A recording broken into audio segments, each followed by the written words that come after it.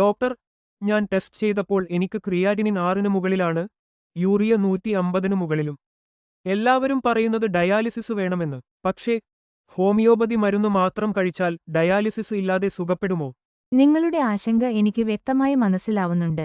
ആദ്യം മനസ്സിലാക്കേണ്ടത് ക്രിയാറ്റിനിൻ 6-ന് മുകളിലും യൂറിയ 150-ന് മുകളിലുമെന്നത് വൃക്കയുടെ പ്രവർത്തനം ഗുരുതരമായി കുറഞ്ഞ ഒരു അവസ്ഥയാണെന്നതാണ്.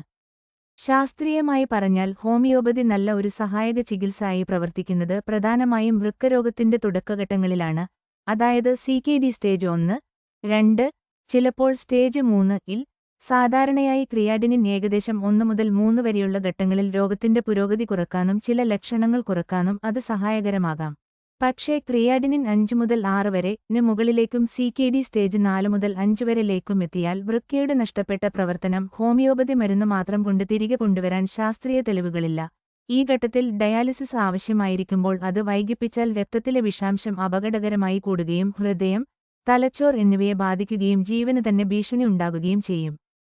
അതിനാൽ ഹോമിയോപ്പതിയെ പൂർണ്ണ ചികിത്സയായി കാണാതെ ശാസ്ത്രീയ ചികിത്സയോടൊപ്പം സഹായകമായി ഉപയോഗിക്കുകയും ഡയാലിസിസ് ആവശ്യമായ ഘട്ടത്തിൽ ഭയന്ന് ഒഴിവാക്കാതെ ശരിയായ സമയത്ത് സ്വീകരിക്കുകയും ചെയ്യുന്നതാണ് ഏറ്റവും സുരക്ഷിതവും ഉത്തരവാദിത്വപരവുമായ സമീപനം.